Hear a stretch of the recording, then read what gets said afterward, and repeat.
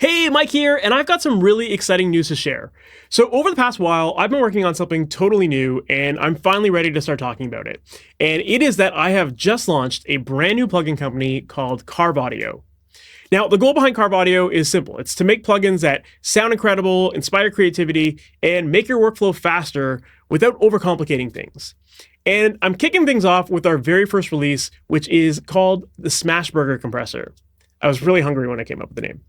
Anyway, the Smashburger isn't your typical compressor. It's designed to give you punch, warmth, and glue all in one simple tool, combining transient shaping, tube tone, tape drive, and easy parallel control so that you can make your mixes sound finished faster. It's available now at carveaudio.com, and to celebrate the launch, we've got some very special limited time introductory pricing where you can get it for just $29. We also have a 14-day free trial too, so if you want to try it, you can do that as well. So if you're ready to add some extra punch to your tracks, make sure to check it out at carveaudio.com. Hey, welcome to the MasterYourMix podcast. My name is Mike Indovina, and thanks for hanging out with me today. Today, my guest is Jeff Kolhede, and if you're not familiar with him, Jeff is a producer, an engineer, an artist based out of the San Francisco area. He works primarily out of a studio called 25th Street Recording, and he also has his own music production company called Gooroo Music, which tends to work on a lot of music more for the film and advertising world. In today's episode, we cover a lot of great stuff, and one of the biggest topics that keeps being a theme throughout this whole episode is this idea of creating mixes that are, as Jeff calls it, perfectly imperfect. And we get into what that means and what that actually looks like in practice as far as how to approach the production and recording and mixing and editing stages with that mindset that things can be imperfect, and there's a way to do that perfectly, if that makes sense. You'll see in this interview here. But it's a really great chat, and Jeff has this really organic approach to the way he works, and everything from just the way he produces artists, the way that he records artists, and just the way he even works. Like, his whole workflow is this very organic process. He's not the kind of guy that compartmentalizes the recording, editing, and mixing stages. It's all very in the moment. And I just think that if you're someone who suffers from like perfectionism and you're someone who really analyzes every single detail, this episode is going to be really helpful for you because Jeff gives a lot of great points on how to be objective with yourself and how to let things go. And so, yeah, I think this is a really powerful episode that you're going to really enjoy. So with that said, let's just jump right into it. Jeff Kolhede, thank you so much for being on the Master Your Mix podcast. How's it going today, man? Great to be here. It's going really well. Can't complain. Awesome. For people who might not be familiar with who you are, what you do, and what your background is and how you got into this stuff, can you give us that story? Yeah, so I started it as a musician first and foremost, and then just kind of flying through time, I found myself doing different forms of recording by way of just being in bands and dabbling with the many different paths that are just within that. But today I find myself really focused in on producing and engineering, kind of doing both together, and also mixing, and sometimes mastering as well. So it's just, very grateful to be doing music related stuff. And, I still pinch myself in the fact that this is what I do. So was the idea to get into this stuff just for the sake of recording your own music originally? I think that was how it initially started. Yeah, we were looking. So the band I was in college, we balancing the traveling sounds, really fun times with these guys. And we would record in one of the members' his bedroom in his closet, very classic. And we were just trying to be budget friendly as possible, but more than that, there was just a big curiosity in the recording process and the experimentation that comes from that form of music making. So yeah, I think it was initially curiosity, but also, we didn't have the money to get into a studio to track, so we had to get kind of crafty. Yeah. So then was it all pretty much self-taught then, like throughout your career? I think a lot of it was DIY. You could say self-taught, but it's hard for me to truly say self-taught. I was one of my buddies in this band. Like, I was very inspired with his workflow and way of recording. So I learned things from him. And then prior to that, when I was,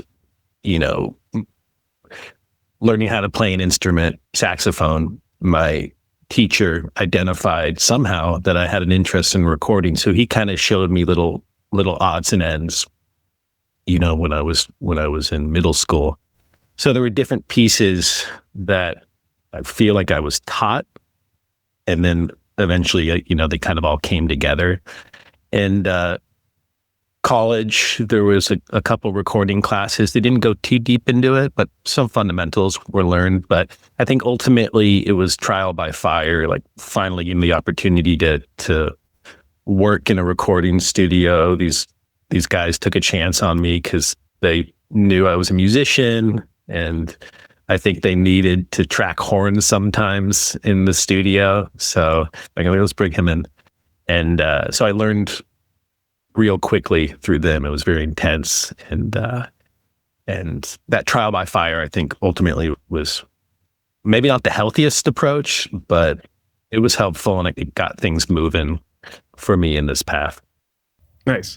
Speaking of workflow, I've read that on your website, you described it as like recording, editing, mixing, and mastering. They all kind of ebb and flow together as part of this like cohesive creative process. And I was curious to know, like, in practice, like, what does that look like for you? Like, what does that actually mean as far as like how you like to approach a production whenever you're working on it? Yeah, great question. I think analyzing those processes, I've always perceived it being a specialist for each of those tasks, from the recording engineer to the mixing engineer to the mastering engineer, often it being a specific individual. And I think that process is great. It works extremely well. It's been proven with the amazing records that have come by way of that form of collaboration with engineers. But going back to budget, I think that's one reason why for clients I've wanted to take on all of those processes. We just don't have the budgets anymore, especially for indie artists, to bring in all of these specialists. But I wouldn't offer this if I didn't really love all of these processes. I've personally never really thought of them as being separate in my workflow. In fact, like when I'm recording the band, I'm trying to treat it like, okay, I'm mixing right now. We have to get the best sound possible given, the room that we're in and the equipment that we have. And that just makes things easier down the line, as I'm sure you know. But, fast forwarding into, let's say, the mixing stage, I might still pivot backwards, and be like, okay, actually, there needs to be a vocal harmony in this one moment of the song. Let's actually get back. Let's get a mic set up. Let's track that. Or like, there's production stuff that still happens potentially down the line. Like, I leave that door open because I want the result to be, as special as it and as honest of a presentation of what the artist was trying to create as possible. So I don't want to like close the door on each stage. And so I think for better or for worse, I feel very like responsible to just make sure I'm, seeing through a lot of these different aspects of, a project with the client. I usually recommend that when I'm working with them, but I also totally respect if they have, a mixing engineer in mind or a mastering engineer already in mind, or I'll even offer like suggestions, people that I've really enjoyed collaborating with that bring another dimension that, I really admire. So the traditional process I'll still do, where I might just focus on maybe just recording and producing, and then we'll pass it off to someone else, or I'll do the whole thing. And there's no right or wrong way, we'll figure it out per project.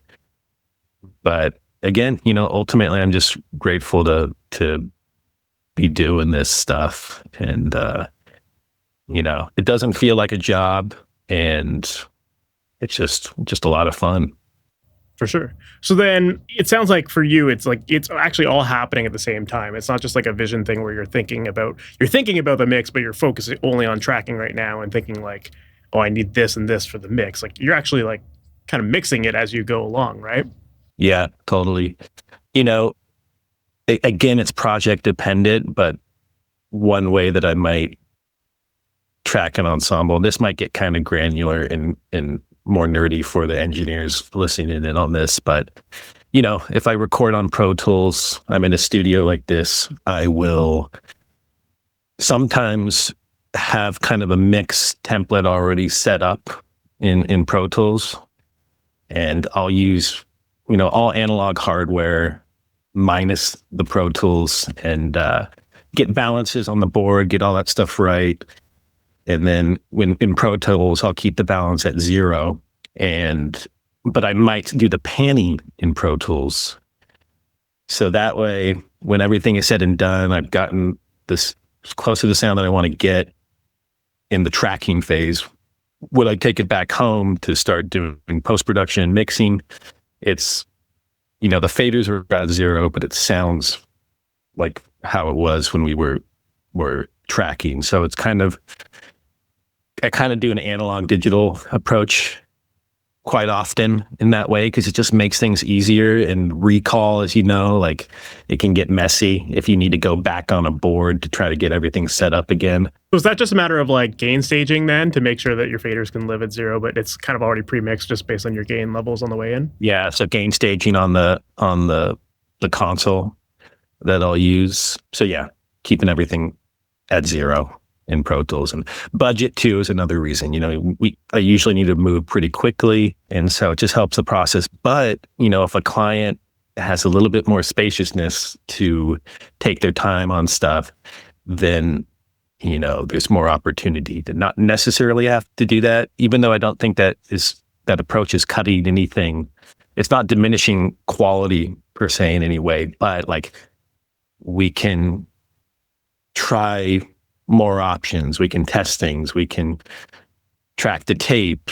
We can, you know, play with different routing options. And not only could that lead to breakthroughs with what the client's trying to achieve, but like on my end too, it's like, oh, that's a whole nother approach that led to something that was really interesting for the sound. So when there's more space and time, that's where I might not always do that approach. Yet I'll still often choose that pathway. It just seems to be most efficient in this day and age. For sure. Well, I guess too, like as a producer for these projects, it's like you have this idea in mind of what it should sound like. So if you're able to get that right from the get-go with gain staging and all that stuff right at the beginning, then like, yeah, you're just executing on that rather than like throwing a whole bunch of stuff in at specific levels because that's the way you're supposed to, quote unquote, and then fixing it in the mix to get it back to what you had originally envisioned in your mind, right? Totally. Yeah. Totally. Yeah, that makes sense then. Yeah, it's very interesting. So just out of curiosity then, like when you're working with clients, since you're already mixing all of this stuff, like do you still tell your clients like, okay, cool, I got to mix this now? Like, is there like a mixing stage that you tackle on to the end of this? Or is it pretty much like they're out of the studio with the finished mix? Yeah, I definitely try not to like do much stop and go with them. Like it's more just kind of an unspoken, like I'm trying to get things as balanced as best as I can. And in between songs, in between a few takes on a particular song, they want to come and listen to it. They want to also hear where it's heading. So it's unspoken. And, you know, even in that tracking stage, I'm trying to mix it, but I still know personally, like it's not, there's other things I still want to do that I just can't do in the analog space, such as, you know, bringing out a reverb in a certain instance. You're more limited. Like in the tracking stage, I might have 1 or 2 reverbs that things are running through, and you know, there's no automation on it. So it's just getting as close as you can in that space. It's unspoken, and when the clients are happy, if they're happy listening to one of the takes, then I know we're going in the right direction and we're getting the feeling that they're trying to convey out. For sure. Yeah, it just seems like it's more of a like a gut instinct kind of reaction to the music as opposed to like taking that kind of like perfection approach of like, I need a separate stage to clean up and make it perfect, you know? Totally. Like Yeah, I think the gut instinct thing, I'm thankful I trust my gut way more these days. Like, you know, I'm committing to all the EQs, the compression that I'm using, and not thinking twice about it. And that just gets us closer to where we need to go with the record. well, I also read somewhere too that you said that the end goal of a project is to make sure that everything sounds perfectly imperfect. and Yeah. and I was also curious about that. Like, you know, what does that actually mean for you? And like, how do you define perfectly imperfect? Yeah. You know, it's the human feeling of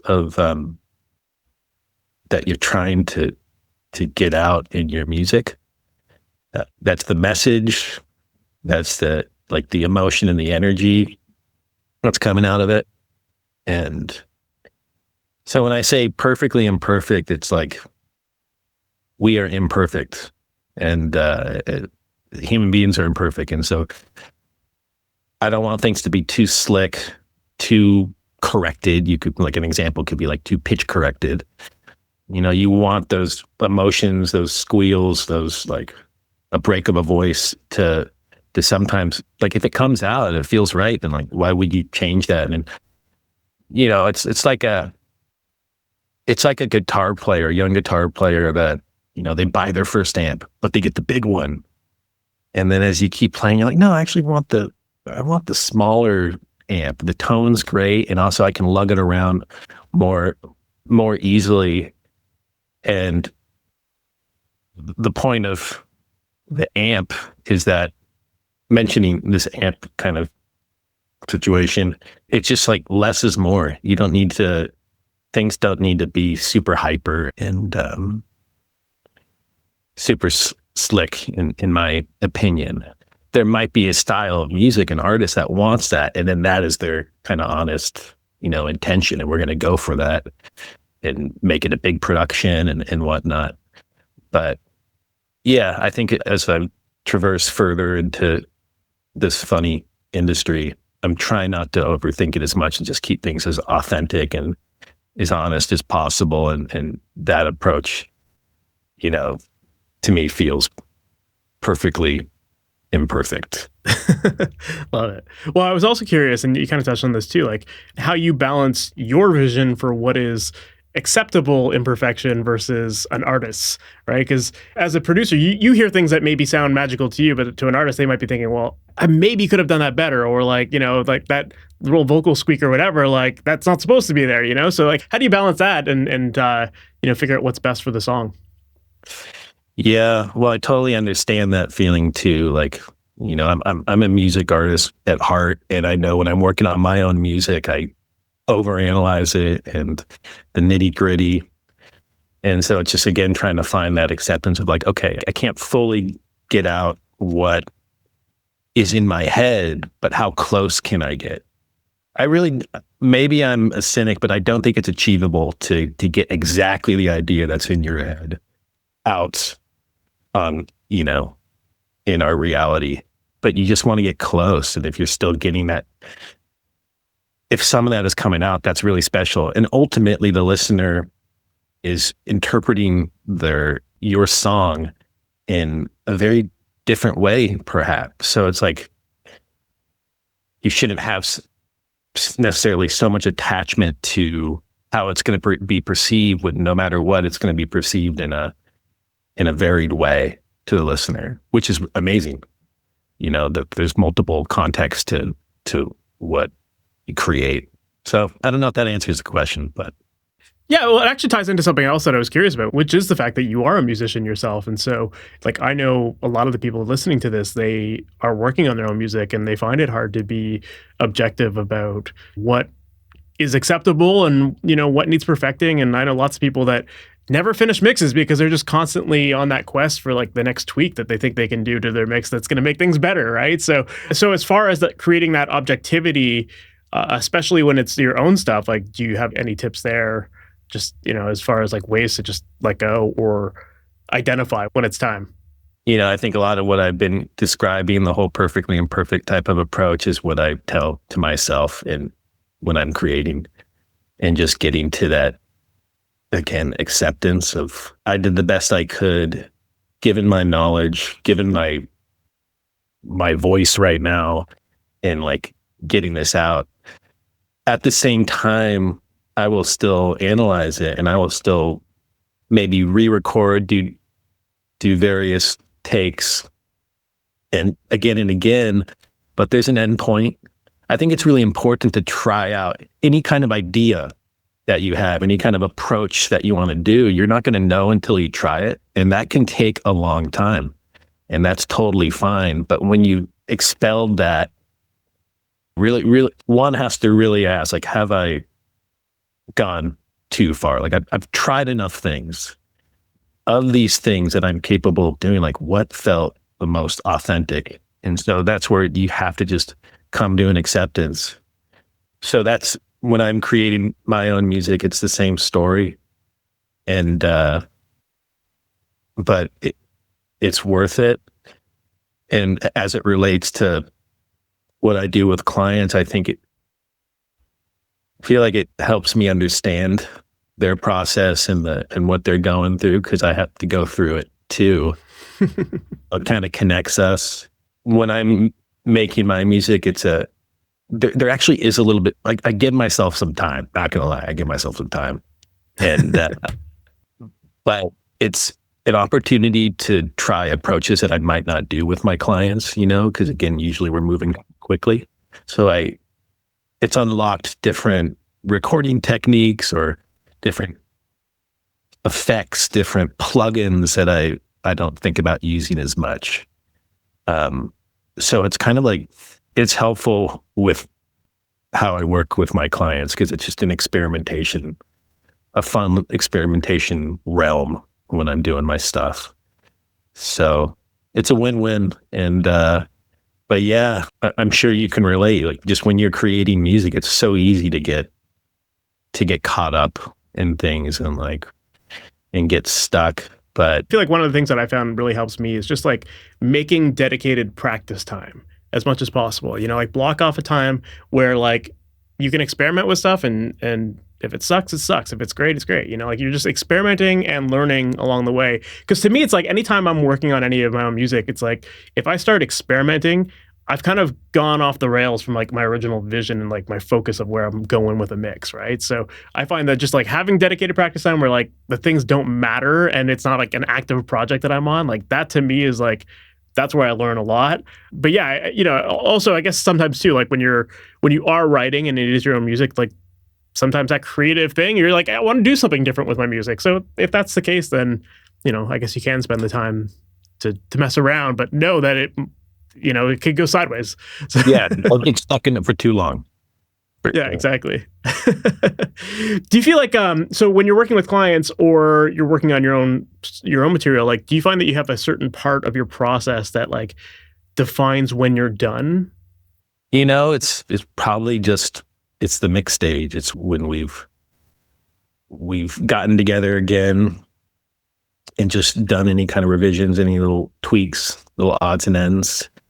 And then, the clients start giving me a smile or bobbing their head and kind of implying, okay, this is feeling right. And it's either like, okay, go ahead and master it, or let's pass it off to X mastering engineer. So yeah, it's that mix stage, and they're feeling the acceptance. So, and then that makes me feel good, and and we all get excited for folks being able to hear the record soon.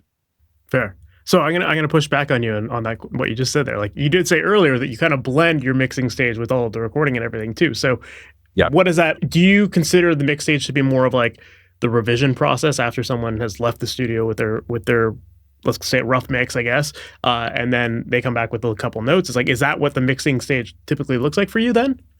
It can and it can't be, but no matter what, like when we get to the end of the mixing stage, like it could be half a day, it could be a day. Like usually we're not, I mean, it can happen, but usually we're not doing any additional production or tracking per se. Usually in the mixing stage, if we're doing that, it's maybe on the earlier end of that stage. But there's always just kind of an end period where either for a half day or full day, it is purely mixing. It's just kind of doing the last little odds and ends and balancing things. Yeah. Yeah. I think ultimately it'll end just in purely. Yeah, because you'll reach a point where you're just like, okay, what more can we do? This is sounding good, right? So because of the way your process works, where you are combining all of those different stages, how do you typically start a production? Like, what's your headspace going into a new production, and how are you approaching it? What are you listening for, coming up with your game plan, all that kind of stuff? Yeah. So I often work with ensembles, bands. So they'll usually already have kind of a pretty solid idea of the instrumentation and the approach with that.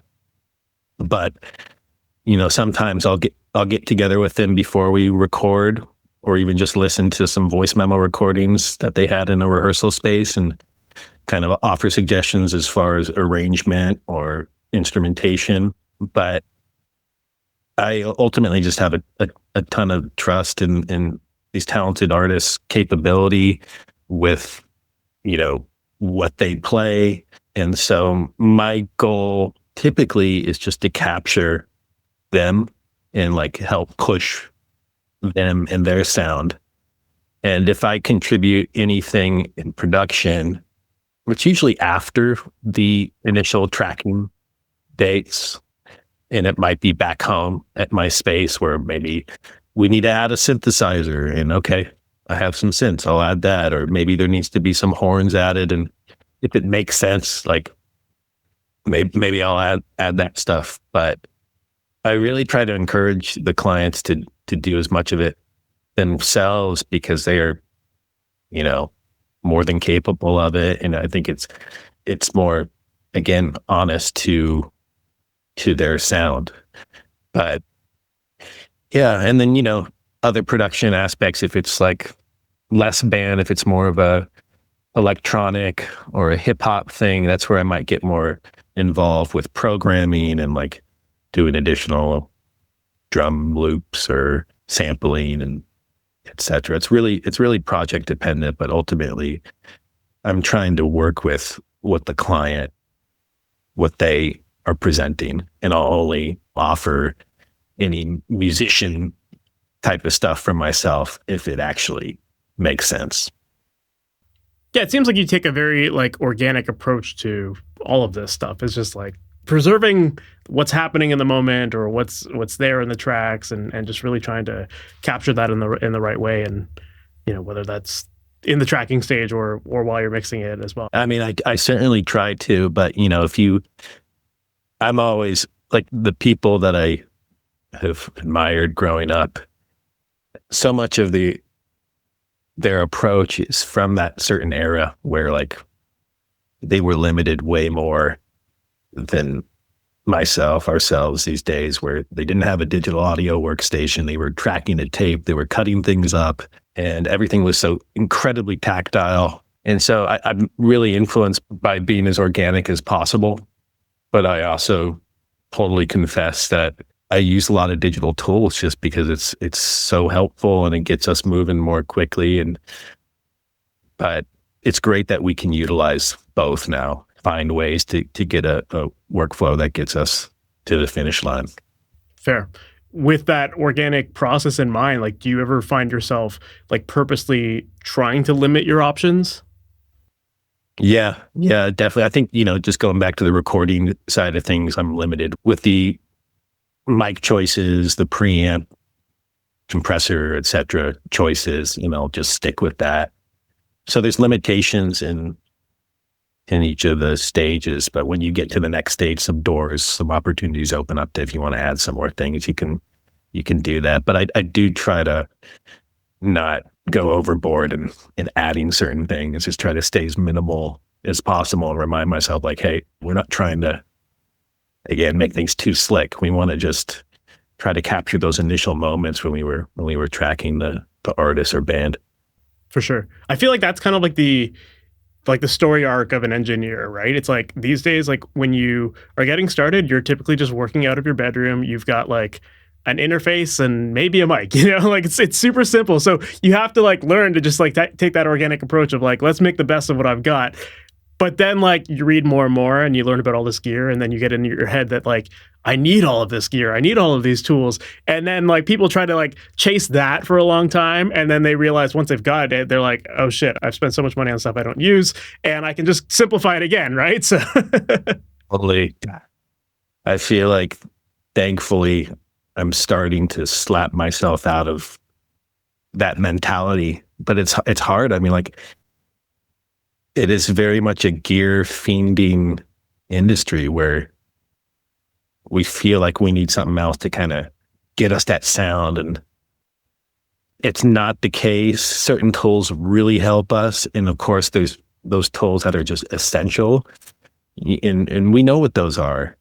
Truly, like when we really think about it, we know the tools that are really going to get us that sound. But it's, I personally speaking, it'll continue to be a battle sometimes. Like, oh, maybe do you need that new plug-in, or I need that, that microphone, and oh, the price is actually pretty decent. I'm like, maybe I can actually pull it off, but not necessarily. And like me and my wife, we recently moved, and I've had the opportunity of building a little production space there, which is awesome.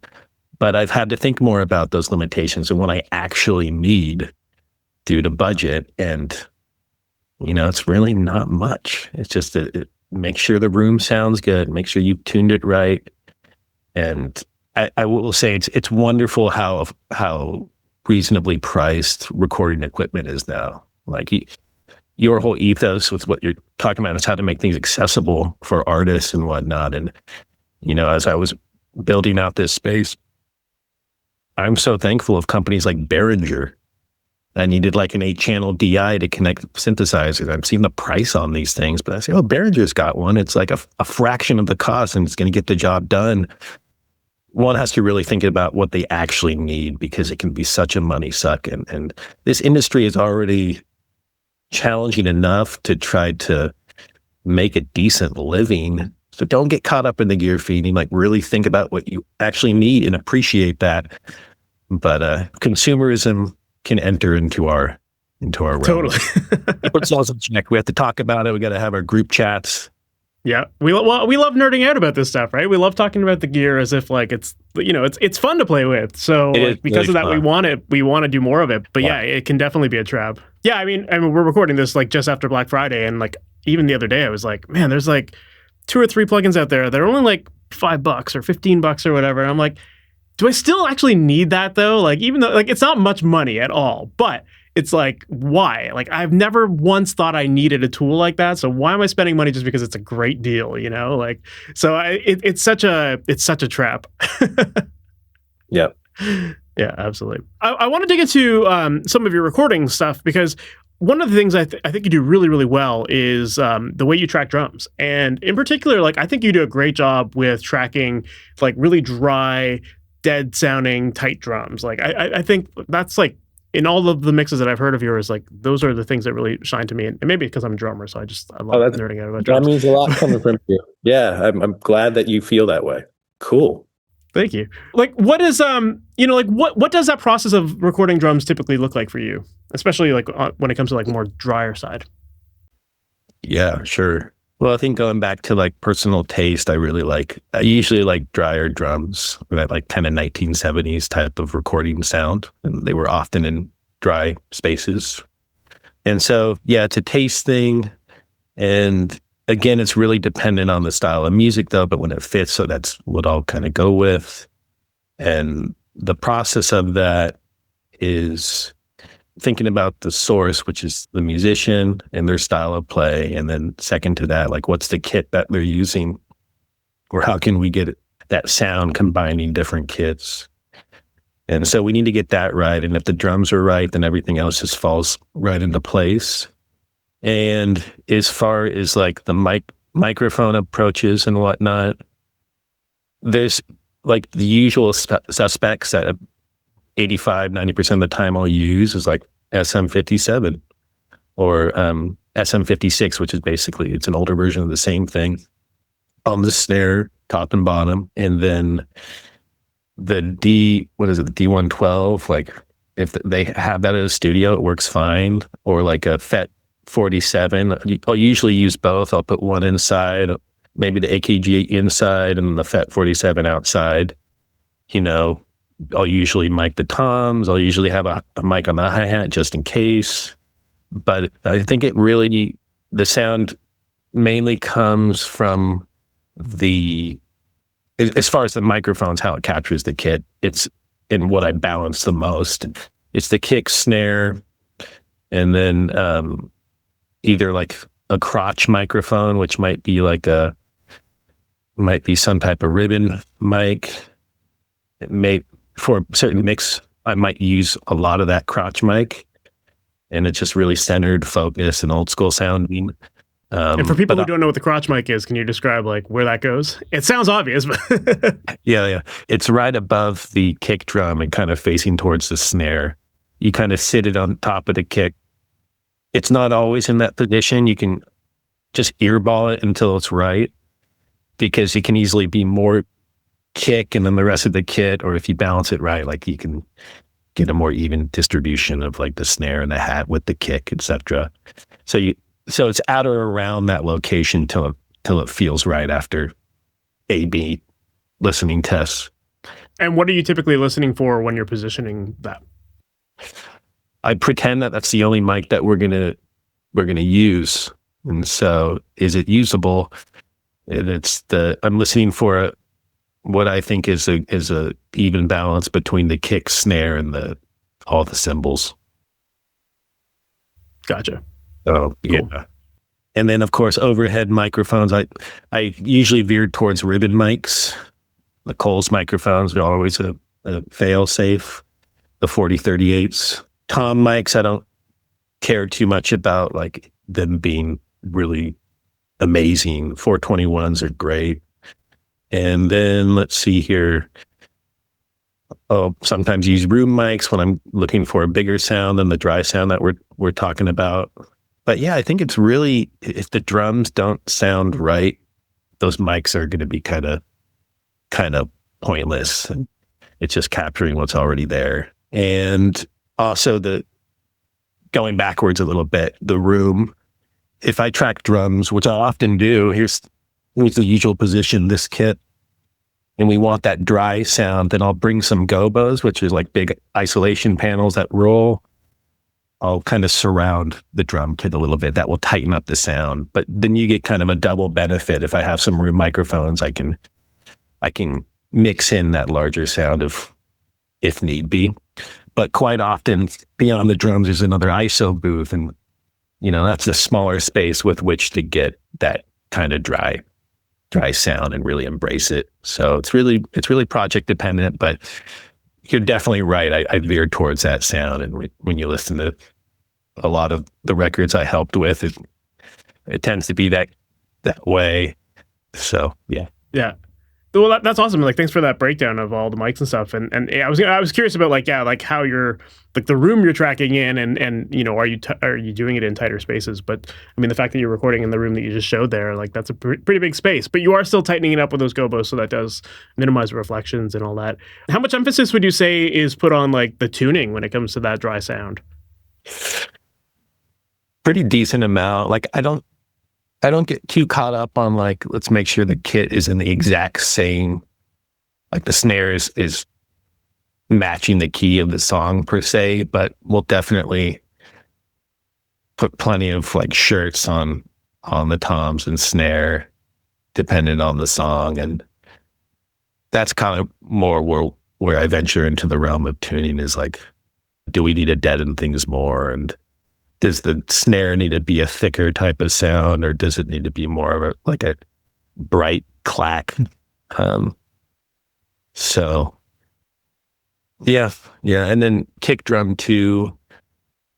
How long is the decay time on it? And if it's a little too long, but we like that kick drum, then maybe it's putting a little weight on the front of it and just gently resting it on the front of the kick drum to just kind of decrease a bit of the decay while maintaining the tone that we liked about that kick. So it's what's fun about all of this.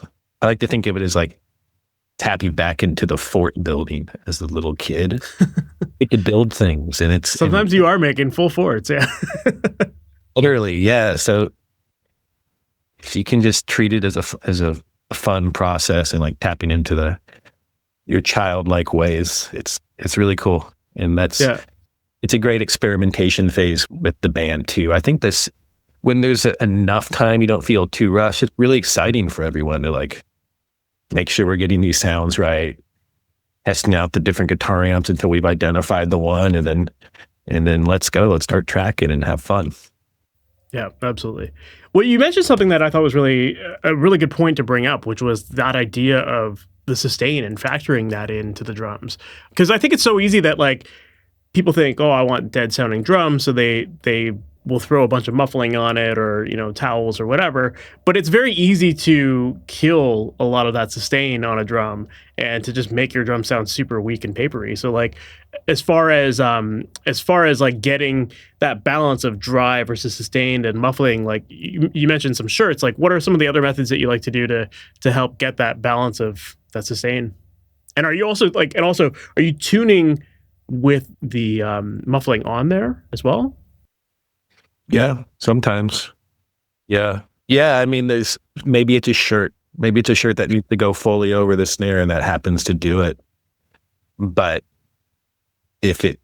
let's say it's not working, sometimes I'll just grab like a rag and put it just barely on the corner of the snare, and it could be some random odds and ends like that get us to where we want to go. But ultimately, I think, it's if working with let's say a shirt again, we'll just kind of I'll start to pull it in over the snare, and maybe only like a quarter of the way in, see how that sounds. Okay, it's not quite there.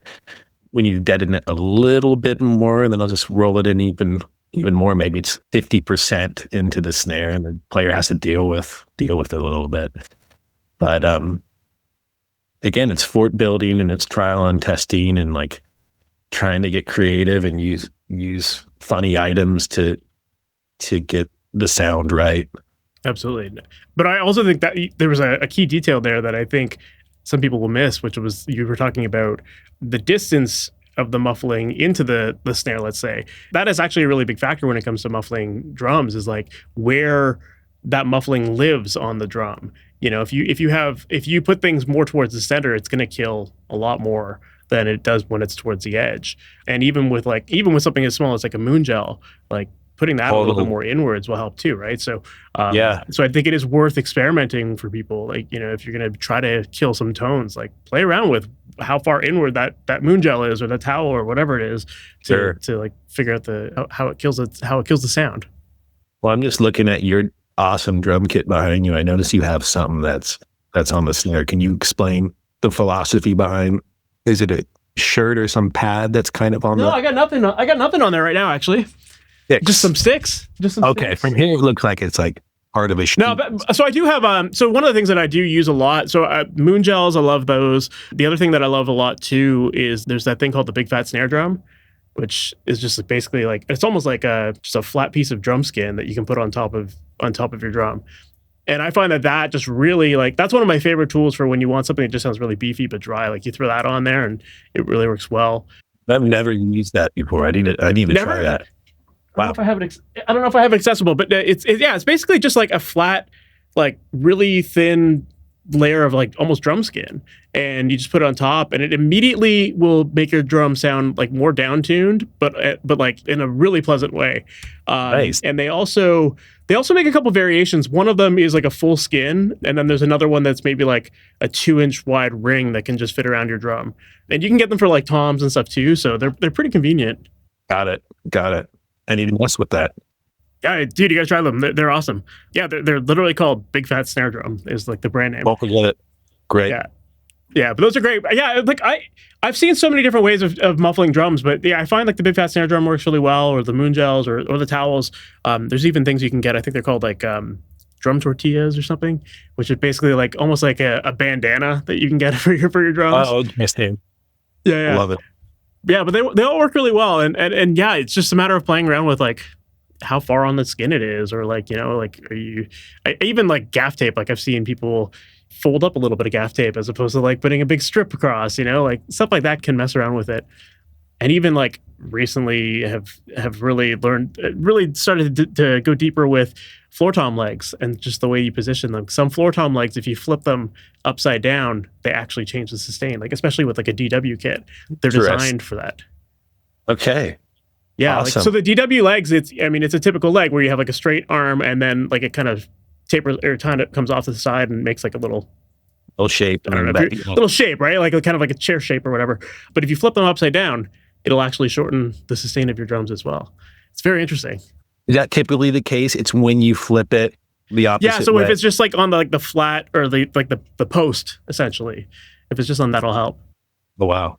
Okay. Or even like another simple thing is like just put your stick bag against the floor tom, and like that kills it, right? Kind of like what you're talking about with the I think you said you use like a brick or something or a weight to against the kick. That can affect things as well. Yeah. Because basically what you're doing is you're restricting vibration on the shell, right? So anything that adds mass is going to help with that.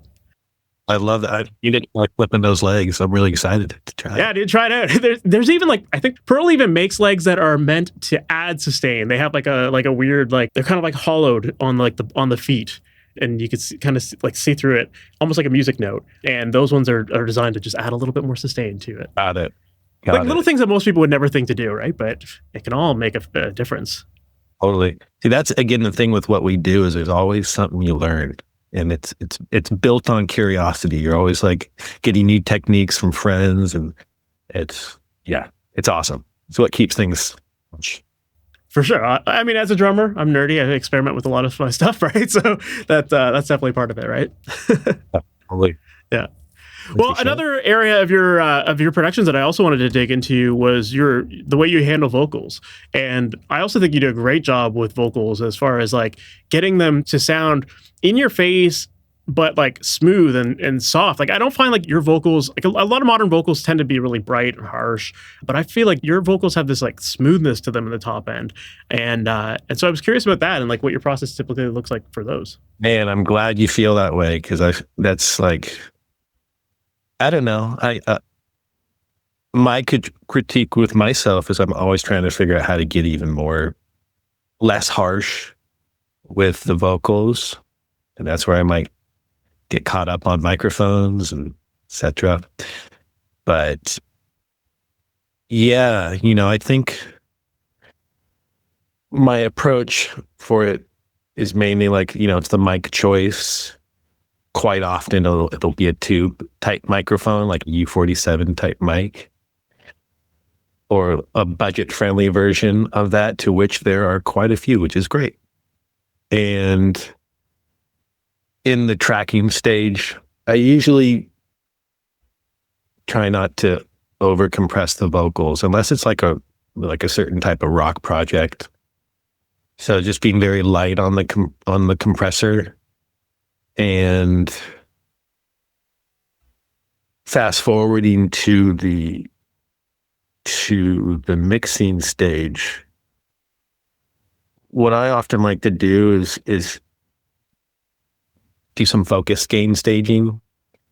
So I'll create the limitation in my head that like I can't use any compressors anymore. And so I'll make sure in Pro Tools, everything is at 0. But then when I'm sorting through, let's say, the lead vocal, and I get to a chorus section and I see that vocal it's popping out too loud. Okay, if I can't use a compressor to soften it, if I tell myself can't do that yet, what I have to do is either some volume automation with the fader, and this is what I'll do, is I'll just chop that waveform and dip it down. So like clip gaining? Clip gaining, yeah. So before doing like what I think is the most creative form of mixing, which is like doing the reverbs or like emphasizing more reverbs or effects, yada, yada. it's that limitation of like, you're only working with the waveforms, you're just doing clip gaining. And so once the balance is feeling right there, then when I start adding a compressor to like the vocal, it's working more softly. It's not triggering as hard when they're screaming. And I think that hopefully helps mitigate as many harsh moments. So yeah, there was a time where I did less of that. Like, and maybe in the beginning of recording, that's what I did. And then I started getting more comfortable with hardware and compression.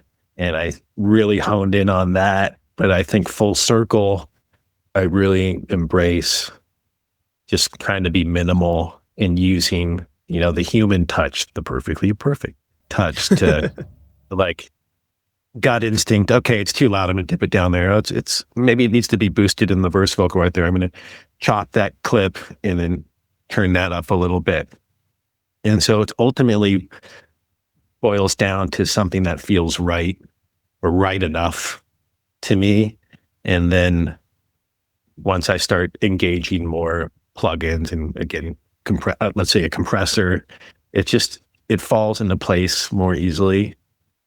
And I find myself not having to go backwards as much. So there's like these chapter sections. And as we touched on earlier, there's still moments where it might go backwards, but it's still most ideal that there's not as much like curveballs being thrown at you. And so this preparation and mindset kind of helps with that. For sure. I think you bring up a great point there of just like the impact of volume alone, like you don't need compressors to get a great vocal. It can be like as simple as just clip gaining stuff properly will help you get that natural control and, not impart any extra character that a compressor might add or anything like that. Like there's, it just really allows people to realize like it can be simple as just volume. We already have those tools, Yeah, exactly. And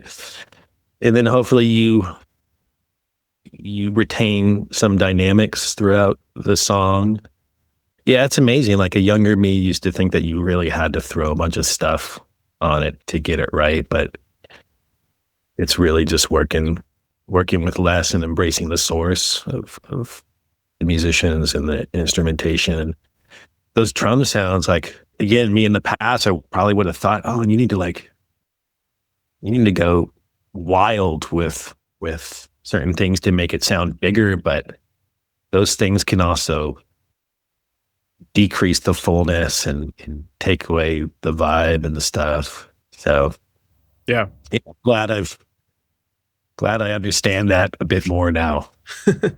For sure. And yeah, don't get me wrong, like compression isn't a bad thing. Like you can certainly, there's a time and place for it. And, a lot of times with like rock music, it's the way to get that big rock vocal is to slam it into compression, and the compressors are adding character to it. And so you're not just choosing something for the sake of dynamic control, you're choosing something for its sonics, as opposed to maybe more organic acoustic music. You don't want to compress that as heavily. You don't want to get like the noise of an 1176 or something like that. You just want just something a little bit smoother, or just using the volume will get you there and make it sound more organic.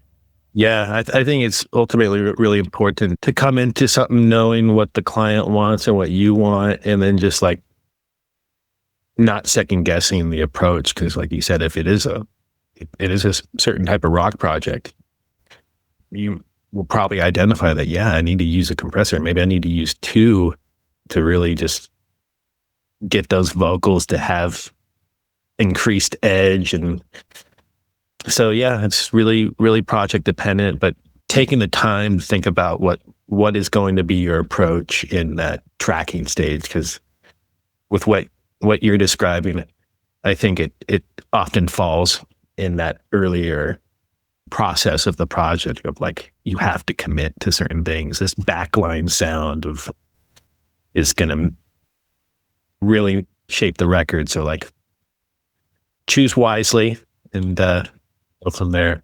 However, with vocals, there's usually leeway to do retracking again. But I will say I think it's important to not like keep that in the back of your mind when you're tracking, because usually some of the most special things come from that performance. And if that can, like, to me, it's always ideal if we're using everything from that initial tracking, like, that's awesome, because the vocal was really feeling that drum take. Everything was together. And so anyways, I'm going in a tangent, but it's just like committing in each stage and like not assuming that each thing may have to be used. And yeah. For sure. But it also sounds like, just from the mics that you've mentioned that you like to use, like you're selecting mics that get you that result faster. You know, you mentioned like with drums, like you like the darker Coles mics as overheads, and even the U47 for vocals, like that tends to have a roundness to it. So like you're also picking the tools that are helping you get to that end result faster, I think. Totally. And that is like so important to it. And again, project dependent, even prior to recording, like I'll, as all of us engineers do, think about what are the mics that are going to be used for this project. And because again, it will make things so much easier, you know, down the line. And you won't hopefully have to use digital software, let's say, to hype up a rock vocal. You don't have to add a digital saturator, because you already did it. You already found a mic that is the tubes ignite really easily when the vocalist projects. So it's just so important. I can't stress this enough, to identify what are the microphones that you have and how can you match those to the talent in the space. And it doesn't have to be expensive stuff. Like, again, we're in a day and age now where you feel like you can make amazing records with, you know, an $80 microphone. And it's awesome. It's a really great thing. And that could lead me into a whole nother side conversation with you on, like, what do the artists actually need to create their record?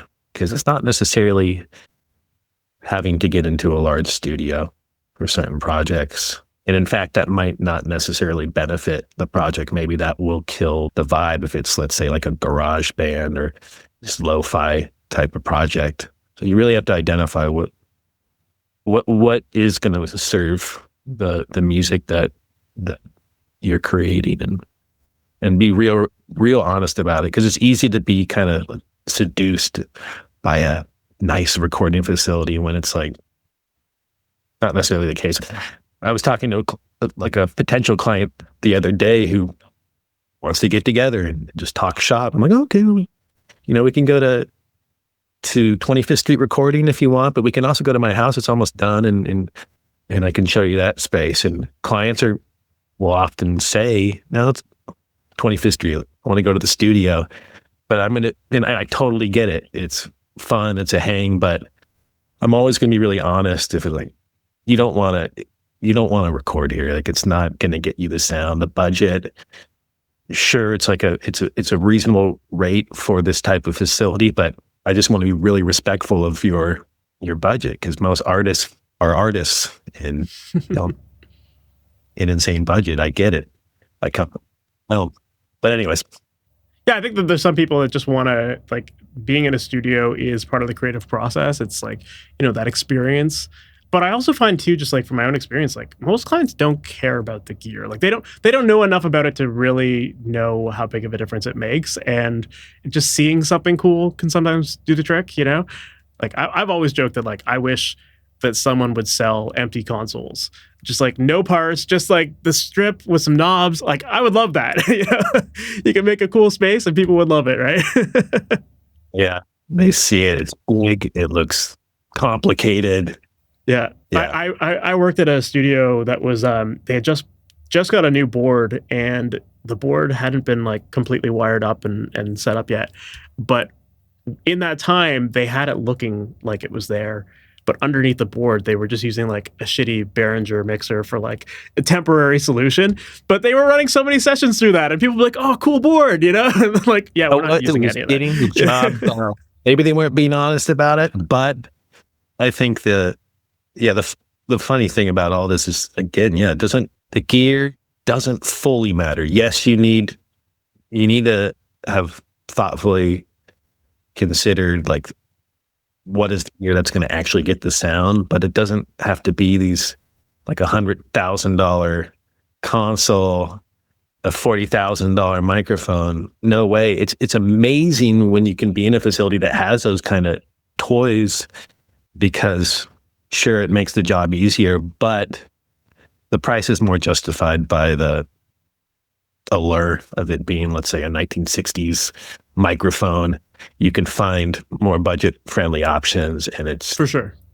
yeah. I guess that's my point of my story is like it doesn't really matter, you know. It's like to the engineer, the engineer knows what is a requirement and what's necessary to get the sound. And if it takes cheap gear can do it, who cares what else you have available to you? Sometimes that cheap gear is going to be the thing that gets you the better sound anyway. So Absolutely. There's records that I love that, they were limited with cheap gear, and some things just don't need to be super hi-fi. It's not gonna the particular project. yeah. So going back to the vocals and the smoothness that you tend to get with the top end. I mean, you talked about how you tend to choose mics that kind of have a little bit of a smoother top end to begin with, but how much of a role does like de-essing play in your mixing process there?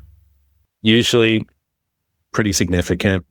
I'm always going to tap into a de-esser, even if it's just a little bit. There's been some vocalists where sibilance has not been an issue at all, which is amazing. And in those cases, I'll really tell myself, don't use a de-esser. It's fine. But quite often, I'll still run a de-esser, even if it's light. For me, it's just the Fab Filter de-ess. I think I use that one the most. I'll use the Avid de-esser, which gets the job done great too. But just being very careful with it and really focusing on the actual frequency range where it's hitting the most. Because if you widen it up too much, it's gonna be too extreme. It's amazing too with some of these EQs, like even like Fab Filter, the Pro Qs, how you can pinpoint an exact frequency and then have it trigger and dip that frequency down when it gets too hot, and that performs a form of de-essing in itself. The Soothe plugin has been amazing for seems like every engineer really praises it.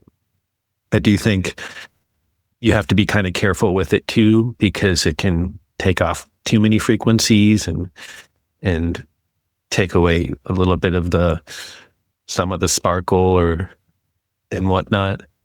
So everything has to be done carefully, but I would say a de-esser is typically very helpful. For sure. At least on the lead vocals. For sure. Well, going back to that whole organic approach, it's like back in the day, they didn't have Soothe. Like they didn't have these things that were like dynamic EQs. It was just like you had whatever was on the board, right? Yeah. These folks were just incredible. More limitations and yet records that I'm trying to get that sound. But as we discuss it's reminded again, it's like, you're working with less, and maybe that's what the goal should always be, but also be okay when a certain tool just is helping you. It's helping you get that sound. I'm sure those folks in the past they'd be jumping on the Soothe train too. But yeah. Yeah, for sure. Well, the last question that I always like to ask everyone is, at the end of the day, what ultimately makes a great mix in your mind? I think we've touched on this throughout the conversation, but is it honest? Is it, did we get as much of the original intention? I stand corrected by that, actually, not original, but where the intention is developed. Are we conveying that as best as we can? And can we accept that? And in my neuroses, in my head, I'll think about okay, do the vocals sound a little too tuned? Oh, I can hear that. And then, so it's making sure things are perfectly imperfect.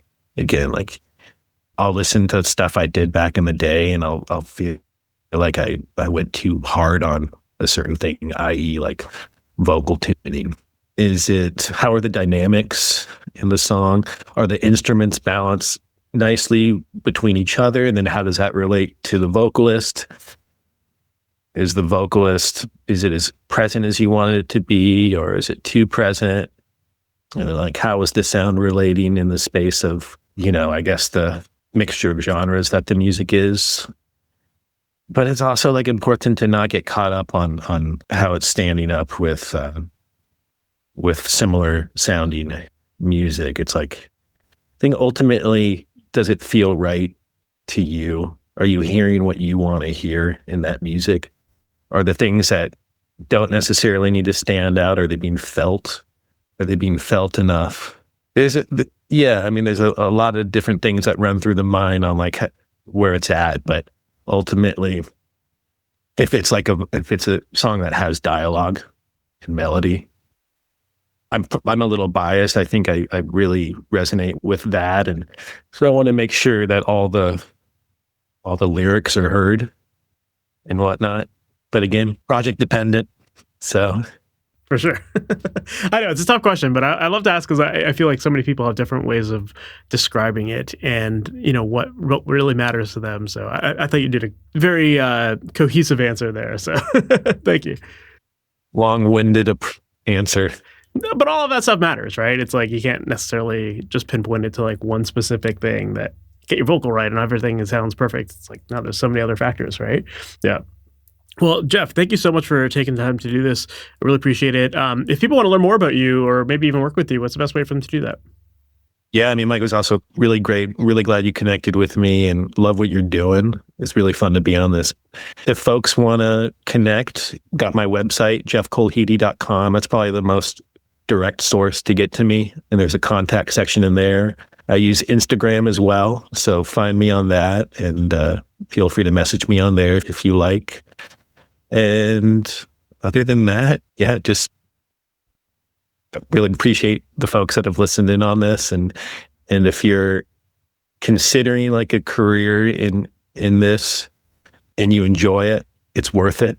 You got to do what you love ultimately. And your path will be fruitful inside if you do that. Absolutely, man. I love that. That's great advice. Well, Jeff, again, thank you so much for doing this. And it was awesome to learn more about your process and the way you like to approach things. And I think there's a lot of great takeaways for people listening to this. So again, thanks, Mike. It was a great pleasure, man. And also, I'm glad you like those drum sounds because you were quite a drummer. And I'm glad I'm doing right. Thank you. So that was my episode with Jeff Kolhede, and I really enjoyed learning more about his process, and especially the way that he intertwines the recording, editing, and mixing and mastering stages, and how he does a lot of that all at once. He really leans into this organic approach and really trusting his gut instincts, and I think that the way he describes his workflow makes sense. Like he's just leaning into a lot of that in the moment. Like, I feel we need more bass or we need doubled vocals or whatever. Like having the ability to just trust your gut like that, I think is really important. And from a speed perspective too, the way that he works, it's very efficient. And I think that when it comes to that side of things, you have to have a level of confidence with what you're doing, right? You have to know what's going to work versus what's going to break things, right? So there's certain things that you can let slide if they've been recorded right, for example, like a vocal performance. If you get like someone cracking their voice or something like that, maybe that actually sounds really cool in the mix. And as long as it's well recorded and it's not distorting and stuff like that, that is going to sound distracting to the end user, like that could be a usable thing in a song, right? So it's having the confidence of knowing that you've tracked things properly, that you've got the right mic selections and all that kind of stuff. And then allowing that quality to just capture the magic of the performance. And yeah, I just thought that the way that Jeff described everything and the way he works with artists, it works really well. And if you listen to his mixes, like they sound incredible. He knows what he's doing. And especially for a lot of like the indie stuff that he's working with, like there's an intimacy factor that is part of so many of those tracks. And so if you make things that sound hyper edited and unnatural, it's going to just feel manufactured. And so when you're trying to create intimacy, having those imperfections in there is actually part of the magic. That is the perfect part of it. You want those little nuances to make things sound human and intimate. And I think those little details end up going a long way to create a connection between the artist and the audience as well. So yeah, just really cool to learn more about how Jeff does things and how he integrates that perfect imperfection thing into his entire workflow. Now, like I said, when it comes to that perfect imperfection, there is that confidence level that you need to have, right? Like, you need to know that you've set things up properly. You need to know that you're making decisions that are going to help the mix overall, especially with a workflow like Jeff's where he's mixing and mastering as he goes. You need to know that you've got great source tones. And if you don't have great source tones, everything else is just going to fall apart. It's going to be so much harder to edit. It's going to be so much harder to mix. So you do need to have a confidence level there to get started with this workflow that Jeff talked about there. And if you're interested in learning more about how to build your confidence with this stuff, if you're interested in knowing how to properly mic things and to choose the right gear for the sounds that you hear in your head, and to make sure that you're implementing all of that stuff properly, that's exactly what I work on inside of my coaching program, Amplitude, with my students.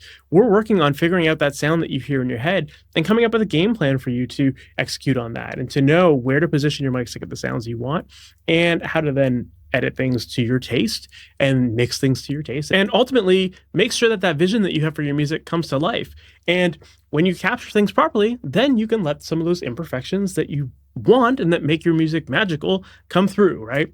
So if you're interested in learning more about getting help with your mixes, you want someone that can hop on calls with you and walk you through the process, open up your mixes and mix with you, and make sure that at every single stage of the process, you have someone to bounce ideas off of and get feedback from. That's exactly what we do. So if you're interested in learning more, make sure to check out masteryourmix.com/amplitude, and you can get all the details of the program there.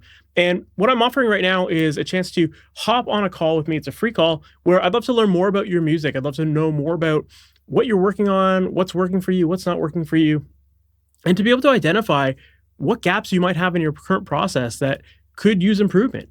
And with that, you can choose to run with that information and do it on your own. Or if you want my help, I would absolutely love to help you as well. So make sure to check out masteryourmix.com/amplitude. And on that page, there is a link where you can book a call with me. There's a calendar on there. Book it. And I'd love to chat. I'd love to learn more about you and learn more about your processes and see what you can do to help push yourself further and ultimately make better sounding music. So once again, check that out. And with that said, we're at the end of this episode. Thank you so much for sticking around. I can't wait to chat with you in the next one. We'll talk soon. Take care. Thanks for listening to the Master Your Mix podcast. Please make sure to subscribe on your favorite podcast app and leave a review. If you have any questions or comments for the podcast, send an email to questions@masteryourmix.com. And for more information on how to create pro recordings from your home studio, visit masteryourmix.com.